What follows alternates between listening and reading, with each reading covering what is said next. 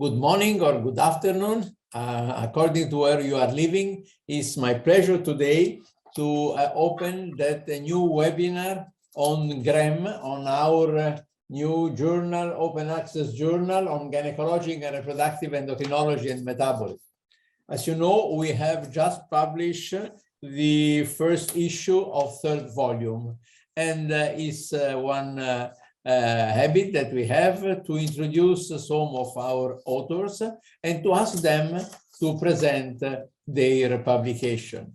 Today, we have invited Professor Sebastião Freitas de Medeiros, which is currently full professor of the Federal University of Mato Grosso and professor of postgraduate script course in health science at UFMT and director of the Tropical Institute of Reproductive Medicine in Cuiabá. He is member of the editorial board of the Brazilian Journal of Gynecology and Obstetrics and Reproduction and Climateric, and is past president and current treasurer of the Brazilian Society of Endocrine Gynecology, SOBRAGE, a member of our federation, and state delegate of the Brazilian Society of Climateric. Professor Sebastião Freitas de Medeiros has experience in medicine, focusing on gynecological endocrinology, human reproduction, and assisted reproduction technique, interest and research lines in the areas of climateric, menopause, gonadotropins, chronic anovulation, hyperandrogenin, polycystic ovary syndrome, ovarian function, assisted reproduction, and endometriosis. And today, we have the pleasure to ask Professor Sebastião Freitas de Medeiros, a great friend of the International Society of Gynecological Endocrinology, to present his publication on GREM, the interplay between androgen and adipocyte, a foundation of comorbidity of polycystic ovary syndrome. A fantastic topic. I am sure you will be excited and interested, and we will ask Professor Sebastião Freitas de Medeiros to answer to our question at the end of his presentation. Sebastião, you have the microphone. It's an honor to participate with you in this webinar of GREM Journal. I have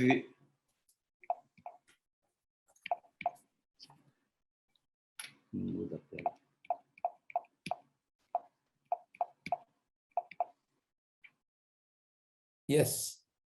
I have no conflict of interest in this subject.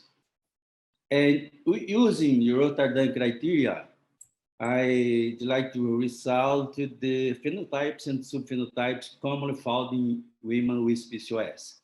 We have the type A, it's the classic one with ovaries with PCOS morphology, hyperandrogenism, and chronic anovulation, oligonovulation. And type B with women with normal ovulation. The type C is ovulatory one. Women have PCOS, but they ovulating. And the type D, women with normal androgens.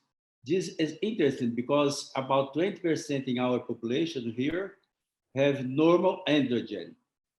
And most important is to consider the subphenotypes of PCOS. The obesity is very common. About 30–70% of our patients, obese plus AD phenotype, insulin resistance, dyslipidemia, and any phenotype of PCOS, metabolic syndrome, hepatic steatosis, and sleep apnea. And interested is to consider first how we separate PCOS women with high androgen levels and low androgen levels. Unfortunately, the range of the main androgen is large. You can see here the total testosterone. We have range from 1.7 to 3 in free testosterone to 0.29. Androgen higher or equal 8.7 nanomoles per liter. In free androgen index from 5.6 to 7. I particularly think this 5.4.5 is a good cutoff. And sulfate of dehydrated androgen from 6.7 12.1. We can expect a little bit different results from global literature. We have run a cross-sectional study comparing normal cycle women and PCOS women with normal androgens and with high androgens. We realized that women, even with normal androgen with PCOS, have a little bit higher levels of ovarian androgens, but comparable with normal women, the adrenal androgens. And if you compare normal PCOS with normal and high androgens, we can write here the free testosterone, discriminate well both groups, the free androgen index, and the ratio between androstenedione and 17-hydroxyprogesterone. That means the activity of 17-20 lyase is very low in these PCOS women. Regards pathophysiology of polycystic ovary syndrome, I'd like just to remember the 4 points I think they are important. The hypothalamic pituitary gonadal axis dysfunction, the insulin resistance with hyperinsulinemia, abnormal adrenal and ovarian steroidogens, and adipocyte dysfunction. Regarding the hypothalamic pituitary gonadal axis dysfunction, I show here two circuits that are responsible for the GnRH release, connecting kisspeptin and GnRH neurons. The kisspeptin neurons located at arcuate nucleus in fundibula in humans command the baseline secretion of GnRH. The neurons placed located at periventricular area, they are responsible for the surge of GnRH in the middle of the cycle. Of course, these kisspeptin neurons have different receptors or many biochemical substances and are also modulated. GnRH neuron are also modulated glutamate and gamma aminobutyric acid. In PCOS women, the kisspeptin hormone have higher sensitivity and produce higher levels of kisspeptin in blood. That's why women with polycystic ovary have increased amplitude and frequency of LH in the blood. This may also due to increased GnRH in the adipocyte or high gonadotropic responsiveness to GnRH hormone peptide. Another point in the physiopathology very important for us is insulin resistance and hyperinsulinemia. We can see here in this figure that testosterone, even normal or high levels, activate the dilate beta cells in pancreas, increase the insulin secretion, increase mitochondrial dysfunction in the cells, increase oxidative stress, and predispose to diabetes in PCOS. We can see here that hyperinsulinemia in these patients decreases the secretion of SHBG in the liver, decreases the secretion of IGF binding protein in the liver. The consequences increase the free androgens in circulation, increase IGF in blood, and together with LH, they increase the production of androgens by ovary. We run in our cross-sectional study, we compared the baseline markers of carbohydrate metabolic markers, and we can see here that most markers are very different from control women. And some markers are even abnormal in polycystic ovary with normal androgen, but mainly in hyperandrogenic women. Another point to consider is abnormal adrenal and ovarian steroidogenesis in PCOS women. We can see here from cholesterol, the P450 enzyme, so 3 enzymes convert cholesterol into pregnenolone. 17-hydroxylase converts pregnenolone into 17-hydroxypregnenolone. 17-20 lyase converts 17-hydroxypregnenolone into dihydroepiandrosterone. Pregnenolone is converted in progesterone by the action of 3-beta-hydroxysteroid dehydrogenase, and 17-alpha and converted by 17-hydroxylase convert in 17-hydroxyprogesterone by the action of 17-20 lyase converted in androstenedione. We consider also that the 3-beta-HSG enzyme converts 17-hydroxypregnenolone into 17-hydroxyprogesterone, and the hydroepiandrosterone in androstenedione. And 17-HSG3 enzymes convert androstenedione in testosterone. Androstenedione and testosterone go into granulosa cells in ovary, and aromatase in estrone and stridol. In women with PCOS, the conversion of 17-hydroxypregnenolone, we can see here, in 17-hydroxyprogesterone is decreased, but the action of 17-20 lyase to convert 17-hydroxyprogesterone to androstenedione is higher. Also, the conversion of the hydroepiandrosterone to androstenedione is higher in polycystic ovary syndrome. And interesting, the aromatase enzymes in granulosa cell are decreased. Then accumulate androgens is comprehensive that accumulate androgen in PCOS women. And in the end, but not less important, is consider the adipocyte dysfunction in these women. We name this adipocyte dysfunction, the adipocyte at higher size, is large size, invaded by many macrophages, and this produces high amount of adipokines, and this results in some alteration in hypothalamus, in adrenal and ovaries, and promotes many disease in these patients. You can see severe alterations like muscle, insulin resistant, heart accumulation of fat tissue, fibrosis in this tissue, as clearly is a normal one, the adipocyte in women with polycystic ovary syndrome.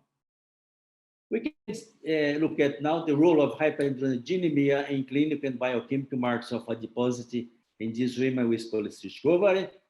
Adipocyte tissue distribution is related to high levels of androgens. It depends, anyway, it depends on genetic, at least lifestyle and hormones. Here enter the androgens. In normal condition, adipose tissue accumulates in hips and sides. In POS and obesity, there is the safe to store fat is seed and subcutaneous fat tissue, then migrates to peritoneum, aumenta liver, muscle, heart, etc. Impaired proliferation or differentiate of adipocytes, favoring subcutaneous and visceral depot. Androgens increase the proportion of small dysfunctional adipocytes, we have this hyperplasia, and androgens increase the proportion of large dysfunctional adipocytes, hypertrophic adipocytes. In relation to adipocyte tissue distribution in women with PCOS, the subcutaneous tissue in lean PCOS women, testosterone reduces early stage adipocyte differentiation. In obesity, abdominal subcutaneous adipose tissue is associated with hyperandrogenemia and comorbidities. In women with PCOS, subcutaneous adipocytes may be hyperplastic or hypertrophic and be dysfunctional too. In women with PCOS, pre-adipocytes testosterone inhibits lipolysis. In obese and non-obese PCOS women, subcutaneous adipose tissue are equally insulin resistant. In visceral adipose deposition in PCOS women, the hyperandrogenic state favors visceral deposition. In PCOS, the visceral deposition is preferential. Visceral adipocytes have increased androgen binding capacity. Visceral adipocytes have increased lipolysis via increased beta-adrenergic catecholamines. And visceral adipose tissue have lower glucose uptake, is associated with comorbidities. Visceral adipose tissue adipocytes directly affect liver function via portal vein, a port of free fatty acids. In our cross-sectional study, we also compared the markers of adiposity, clinical markers of adiposity in the three groups, normal cycle, compared with normal androgen in hyperandrogen PCOS. I can not go into details in this lecture, but I'd like just to call attention that hyperandrogenous PCOS women have almost all clinical marks of adiposity distribution are normal. In this an abnormal deposition of adipocytes implicating some enzymatic alteration. We can see here that waist-hip ratio increases the conversion of progesterone to hydroxyprogesterone, increase the conversion of 17 is in fact they are associated to increase 17 hydroxypregnenolone converts to 17 hydroxyprogesterone. And more important, fat mass and fat mass lean mass are associated with increased conversion of 17 hydroxyprogesterone into androstenedione. Also are associated with the hydroepiandrosterone conversion to androstenedione. Then it's comprehensible to understand why clinical markers of adiposity distribution in visceral tissue are associated with abnormal steroidogenesis. We can highlight here the relationship of hyperandrogenemia, adipocyte dysfunction, and comorbidities in women, in these women with PCOS syndrome. I'd like to call attention because the interrelationship is very close. The androgenous and adipocyte, but depends on the androgen levels in adipocytes and in blood, the density and affinity of androgen receptors in adipocytes, and local steroidogenic enzyme activity in adipocytes too. The adipocyte is rich in androgens in polycystic ovary women, and they'll convert weak androgens into high, strong androgen, and can you see here by the action of 3-beta-8-SG dehydrogenase, 17-beta dehydrogenase, and 5-alpha reductase. The amount of androgens inside the adipocytes is high in Emmental than in subcutaneous adipocytes. And the amount of androgen inside the adipocyte is higher, even higher than in circulation. We can see high androgens seen in polycystic ovary.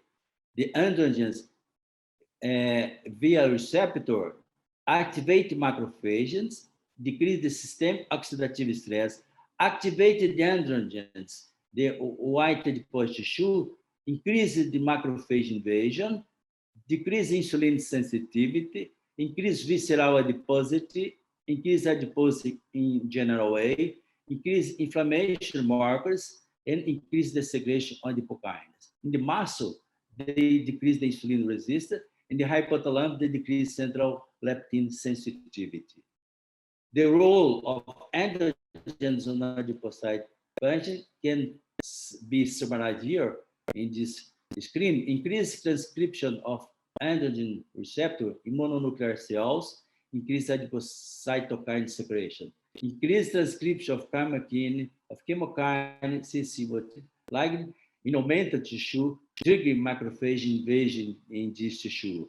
The androgen modulate transcription of PPARY and MAPK, differentiate, promote the differentiate, proliferation, adipogenesis, and lipid metabolism in PCOS. Promote adipocyte hypertrophy, as I said, expansion and lipid accumulation, and also androgens promote overproduction of adipokines. We can see here that the result of hyperinsulinemia in polycystic ovary help to increase the androgen production, and the androgen excess modify the fat cells metabolism, increase the most adipokines, and decrease adiponectin. This promote insulin resistance and hyperinsulinemia again in this women. We must always thinking about the size of adipocytes in women with PCOS. They are usually hypertrophic in visceral tissue, and the result is the appearance of many comorbidities, C, increased apoptosis in this tissue, increased cell invasion, increased lipolysis in this tissue, mainly visceral adipose tissue, increased hypoxia in this tissue, abnormal adipocyte secretion, the cytokines, increased reactive oxygen species, metabolic unhealthy obesity, or even metabolic unhealthy non-obesity patients, and promote the production of pro-inflammatory adipokines. Then increased size of adipocytes are very important in women with polycystic ovary syndrome. I can remember here, highlight here, the adipocyte size is related to IGF, phosphoinositide tryptase enzyme, and promote gene express of protein kinase. Hyperandrogenism promotes adipocyte hypertrophy again. In PCOS with high androgen levels, adipocytes are enlarged and dysfunctional. In obese PCOS women, the high levels of androgen adipocytes are larger than in obese controls.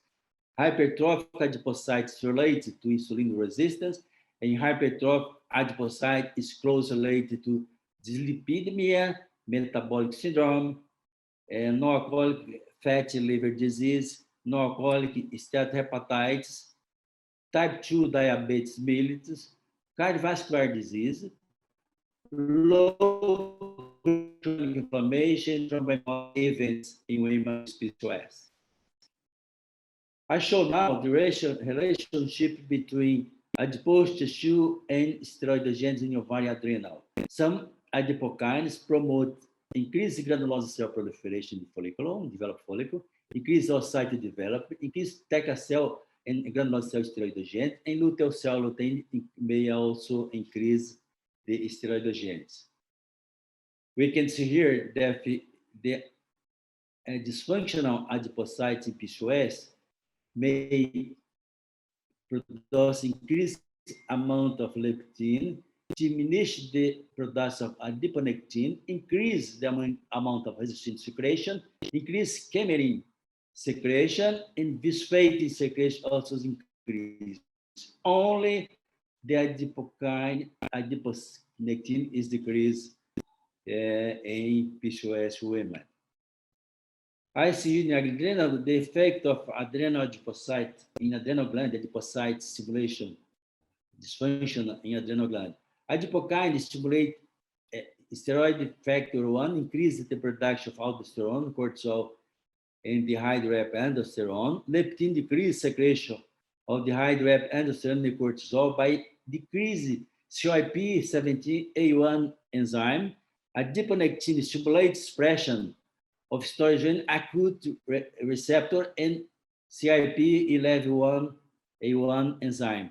Adiponectin stimulates cortisol production. Then there is an interrelationship between dysfunctional adipocyte and adrenal gland. More in ovaries gland. Leptin increases estradiol production in granulosa lutein cells. Leptin correlates positively with testosterone. It has higher expression in luteal phase. Adiponectin correlates negatively with testosterone. It has higher expression in follicular phase. Bisphatin increases estradiol and progesterone secretion by granulosa lutein cells. Resistin correlates positively with testosterone, increases the CYP17 hydroxylase. And chimerin correlates positively with testosterone, but reduces the aromatase enzyme. Retinol binding protein 4 correlates positively with testosterone, is also related to FSH levels. We can summarize some chronology. We know now that women with PCOS have a prevalence of high obesity range from 35 to 75%. Clinical markers of adipose tissue distribution and amount are associated with enzyme steroidogenic enzyme activities. In women with PCOS and normal androgen, attribute ACTH activity in the conversion of 17-hydroxylase to 17-hydroxyprogesterone is negatively associated with visceral adipose index. In women with PCOS and high androgen levels, 17-20 lyase activity in the delta 5 pathway is positively associated with weight recuperation and negatively associated with cholesterol index, visceral adipose index, and lipid accumulated product. In women with PCOS and high androgen levels, the activity of 17-20 liase in delta-4 pathway is positively associated with fat mass and fat mass lean mass rate and negatively associated with cognitive index. In women with PCOS and elevated androgens, 3-beta-ACG activity in the conversion of 17-hydroxypregnenolone to 17-hydroxyprogesterone is positively correlated with waist, hip ratio, and body weight. In women with PCOS and elevated androgens, 3-beta-ACG activity in conversion of dihydroepiandrosterone to androstenedione is positively correlation with waist, hip ratio. Certain adipokines, such as leptin, adiponectin, visfatin, appear to modulate steroidogenesis.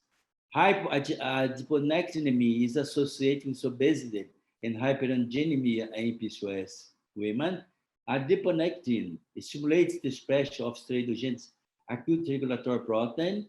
Leptin and interleukin-6 receptor are expressed in theca and granulosa cells, and high experimentally inhibit the function of the cells. Resistin can increase the activity of 17-hydroxylase in theca cells. Interleukin-6 inhibits the action of FSH on the granulosa cells. And TNF factor promotes theca proliferation and may stimulate steroidogenesis. I can conclude this lecture to say that experimental studies to examine the influence of adipocyte and adipokine in human steroidogen cells in culture are needed. Clinical studies to investigate more the secretion of pro-adipokines on different enzyme activities are required. The crosstalk between androgens and adipocyte must be assessed and deep examining lean and obese women with PCOS. The studies regarding the interrelationship between androgens and adipocyte must be considered in PCOS, mainly in the different phenotypes. Thank you very much for your kind attention. Thank you. Professor Janazani. Thank you very much, Professor de Medeiros. So that fantastic lecture who combined the relationship between polycystic ovary syndrome in general and adipose tissue. And the characteristic of adipose tissue, as you know, as you have mentioned, there are most genetic connection also in families on the development of obesity and peculiarly of visceral obesity, and also the incidence of polycystic ovary. We have now several questions starting. We have more than a huge number of people. I want to mention the request from Apostolos Kampagianis. He asked, good afternoon. And then we have been talking about the difference between polycystic ovary syndrome and polycystic PCOM, sonographic polycystic ovary, without other criteria to establish polycystic ovary syndrome. But we have all this data about the role of anti-Mullerian hormone and its action centrally and the way it can reform the hypothalamic hypophysis gonadal axis.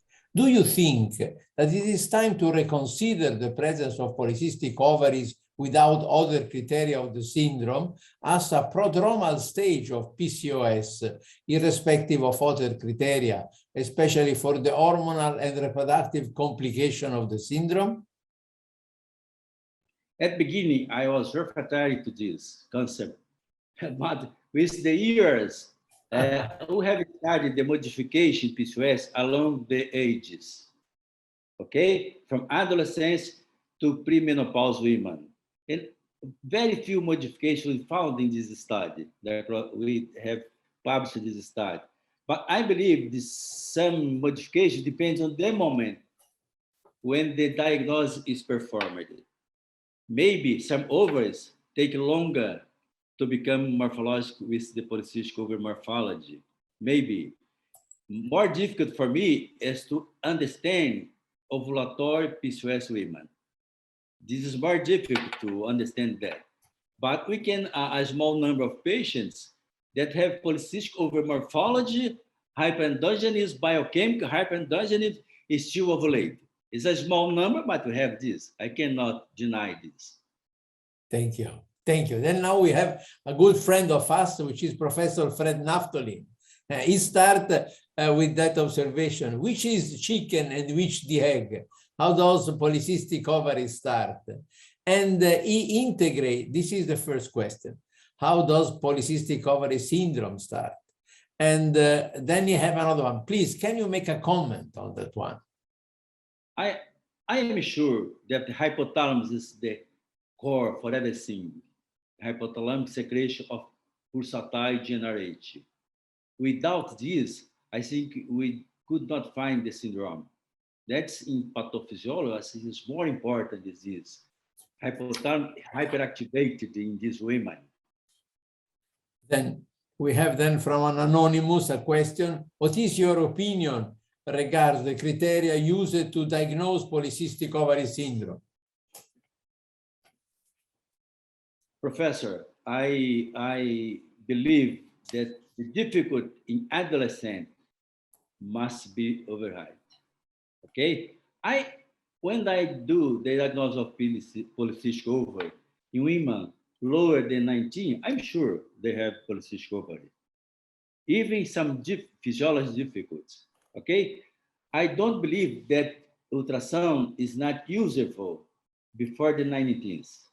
We use them any age, and we found a normal, and we follow these women, and they become more and more abnormal with the past years.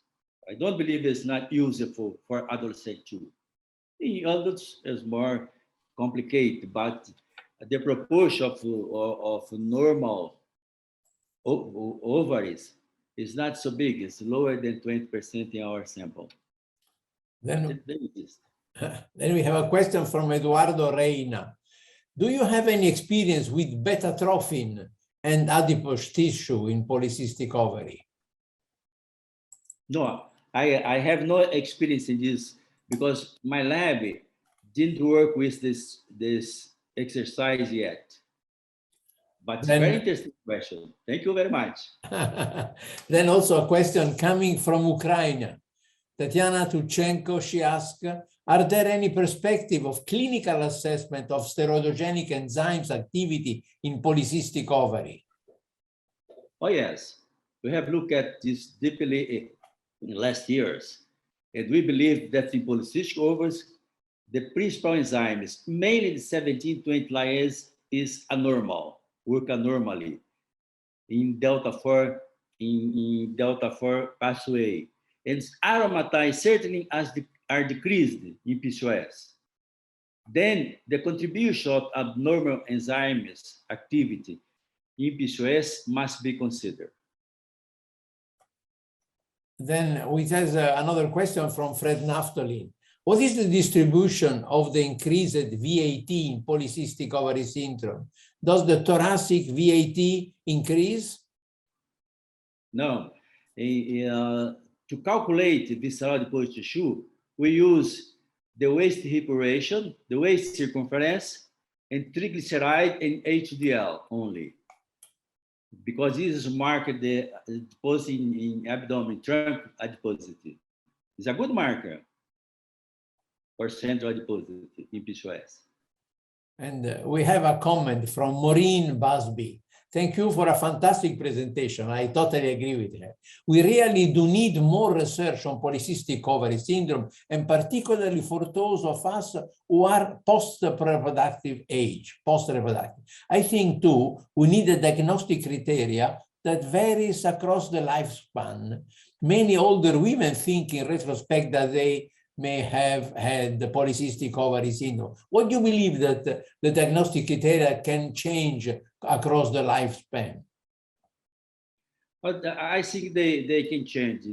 As the technician to measure androgens improve in women, maybe the decrease in androgen with the age will be very frequently found. And the ovarian volume, for instance, also decrease with the years. But we need more patients, more multi-center studies to add patients to get a definitive position. But I believe this. Thank you. And I then, believe too that metabolism of sugar, carbohydrate, may improve with stage 2. Okay? Because the decrease in androgens, yes. with the age, lifespan, may decrease to the comorbidities in some women. And then do you believe, you know, as I have dedicated most of my investigation in the last year on the HEA, and do you believe that in nature, the adrenopause, the reduction of delta-5 androgens output going on with the life, can have any importance for the regulation of the adipocytes during in the more advanced age? I think it's the same mechanism operating in women, okay? Because they have adipose tissue, testosterone still are produced in postmenopausal ovaries in many women. I think even decrease some comorbidities, we have to look carefully this patient after menopause along the age year. Thank you. And then Mayra Ayala, she asked, how important are the epigenetic since the development of polycystic ovary syndrome? Can we change anything during pregnancy? This is a very important question. Oh yeah, it's a very important question. I'm not so studious in epigenetic, but I believe that one point important in patients with PCOS is genetic and epigenetic.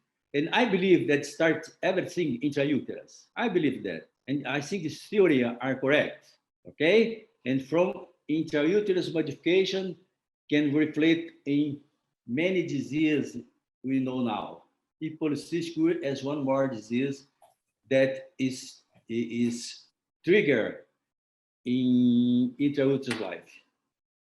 Then we have a question rising from India, from Mangalore, Damodarkini. Can we predict polycystic ovary syndrome in young girls at age 10, 12 by ultrasound scan? As you know, the image of adolescent ovary is peculiar. Eh? And then she asked the possibility to better study by ultrasound the ovary structure in young adolescents. What is your comment? With this new machine, they count many follicles, no? It's possible we improve our diagnosis even under 15, 14 years of age. But for this patient, we need to add androgens, okay, and follow for at least 2 years to definitively make the diagnosis. We cannot believe only in ultrasound machines to make diagnosis of PCOS since so young adolescents. And then another from an anonymous, can we use anthropometrical parameters as surrogates for other precise methods to diagnose visceral adiposity? Oh yes, there are a few studies, 2 studies point to us that the visceral adiposity index, chronicity index, are easy to get in any ambulatory of gynecology. To get this visceral adiposity index, lipid accumulation products are strongly correlated with DEXA and tomography. One author, I forget his number now, he teaches us that these anthropometric markers may be surrogate for tomography and for DEXA examination, mainly in large number of patients, in some studies, large range of patients. I believe we do many anthropometric metrics here, and now we start to compare them with the adipokines. In the future, we have this correlation better studied. But I believe that you can use visceral adiposity index to surrogate these measurements. Thank you. And then still Fred Naftalin is still with us and is asking about your opinion on the role And how is metformin acting in polycystic ovary? Oh, metformin in polycystic ovary may act well, very well in some steroidogenic enzymes and decrease the androgen synthesis, improve insulin resistance because this, but we use only when we document the existence of insulin resistance. We don't use in any patient metformin. Thank you. Then we have with us also Jose Maria Soares from Brazil. He's asked about the relation of 17-hydroxyprogesterone and the cardiovascular system. We have studied this recently. In the adrenal androgens, the hydroandrogens and its sulfates are not awful, are not bad like testosterone in polycystic ovary metabolism. Maybe DHEA, the hydrogen, may protect against some centralization of body fat. We have started studying this on comparing different androgens in different comorbidities. We have to focus on this. Maybe adrenal androgens have no so dangerous effect on appearance of comorbidities. Thank you. Then we have now an interesting, okay, I would like to go to an interesting observation from Apostolos Kampagianis. One more, at the level of the ovary, do you think that an increased level of 17-hydroxyprogesterone, having excluded adrenal hyperplasia, can be a sign of the ovulatory function of polycystic ovary syndrome women? I believe I have not studied some cases like this, but I think so, because is this enzyme, the deficiency of 21 hydroxylase accumulates in hydroxyprogesterone and deviates to testosterone product, because 17 is activity is also high in androgen environment. It can produce anovulation on oligovulation. Yeah. And also, Sebastião, another question is related to the, as you know, we have plenty of papers about the use and the utility of chiroinositol and myoinositol in the treatment of polycystic ovary.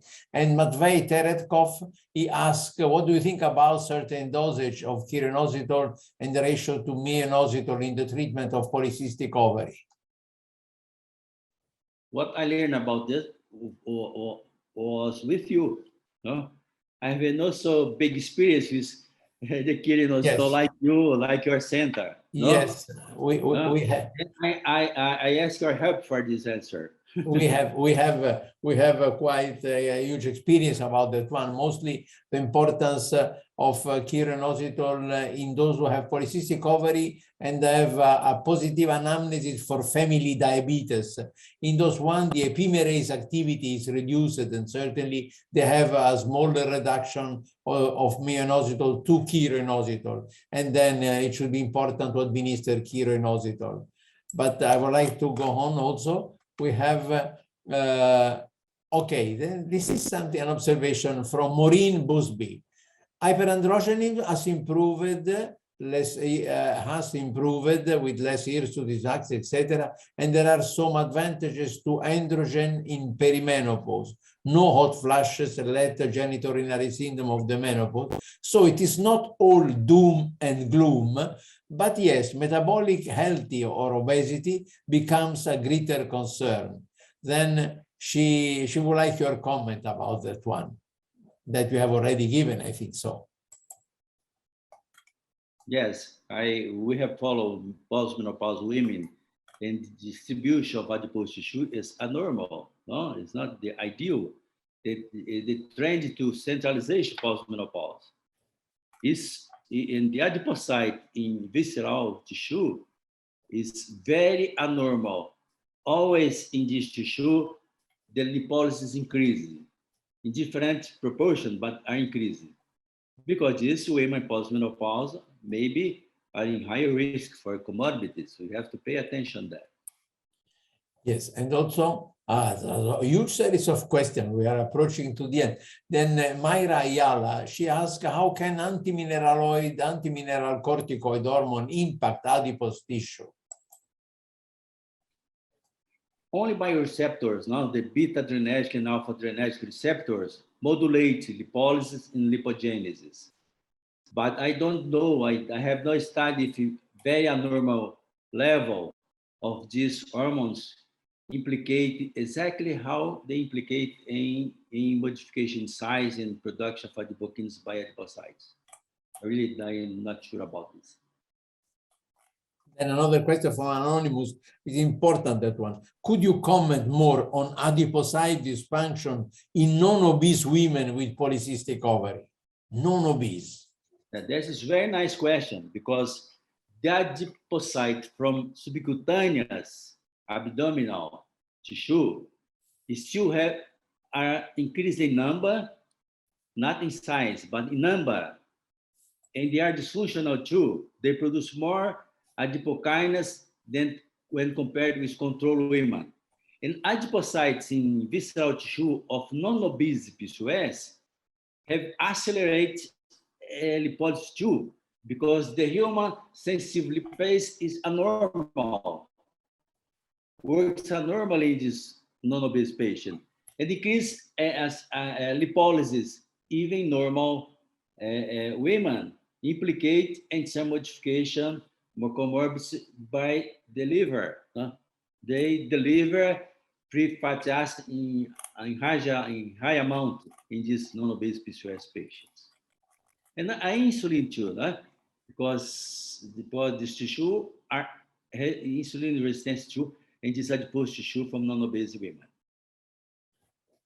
There is another question from Fred Naftalin. I thank Fred for your presence. And there is increased angiotensin in the ovarian follicles of polycystic ovary. What could be the role of angiotensin in polycystic ovary syndrome? Hi. It's a difficult question to answer, no? Professor Naftalin, thank you very much for your question. But I'm not sure this, the proportion of bad results of this. Okay, I think you can help me with this, Professor. Professor Naftalin. Yes. Could you comment on this to clarify us a little bit He more? cannot make directly. He cannot make directly. He can only write the possible response. Okay. And then we have a question from Gustavo Massid. Is there a way to how we can increase brown adipose tissue in adults?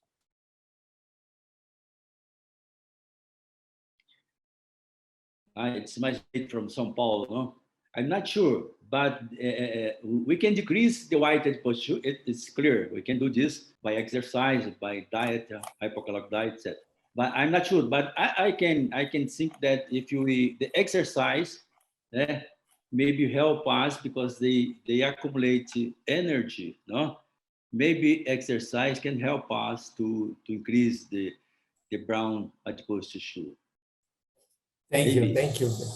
Thank you very much. No, we had a huge number of questions, but we are approaching to the end of our time. I will ask you, Sebastião, to make a general comment, because it's very important that view that you give of the interplay between in polycystic ovary syndrome between adipocytes and the control in one side of the fertility, in the other side of the metabolic feature, and also I am looking to the possible future cardiovascular risk.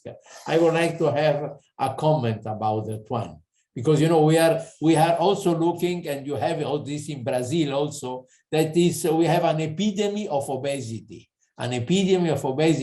We have hyperfeeded young adults who bring to adult obese individual, and the overweight is growing everywhere. I would like to have from you a general comment on this one. Yes, Professor. I'd like that all of us, we are mainly studious in polycystic ovary, always consider the possibility of deep investigation in adipocytes to the future, with in big laboratory and clinical studies too. My message is, let's go to look at adipocytes closely in polycystic ovary syndrome. Then, okay, then we have a comment that Fred Naftolin have answered that the OVRAS is complete in polycystic ovary syndrome ovary, and the excess in the TECA may be driven by the LH and can affect steroidogenesis. This was his answer to your comments that we have done. Then now we are at the end, and then I would like Sebastião to thank you very much to have published that fantastic paper on GREM. And I invite all of you to join our journal and to send papers for our articles, for our to be reviewed and to be published on gynecological and reproductive endocrinology and metabolism, which is an open access journal from the International Society of Gynecological Endocrinology. And by that way, I would like to thank Professor Sebastião Madeiros for his presence with us. And I would like to invite all of you to join us and to discuss our beautiful gynecological endocrinology during the 20th World Congress of Gynecological Endocrinology next May in Florence from 11 to the 14th of May in Florence. We will have a fantastic program, a beautiful session, and you will enjoy also the beautifulness of this fantastic Renaissance city. Sebastião, thank you very much for being with us. And since GREM, we are waiting a possible further article from you and from your group. And we have appreciated your beautiful webinar today. A real piece of science. Thank you, Sebastião. Obrigado. Thank you. Obrigado. Thank you, Professor. Bye-bye to everybody. And I thank all of you. And I invite to the next GREM paper, which will be announced very soon for its presentation in our next webinar. Thank you very much and goodbye to everybody.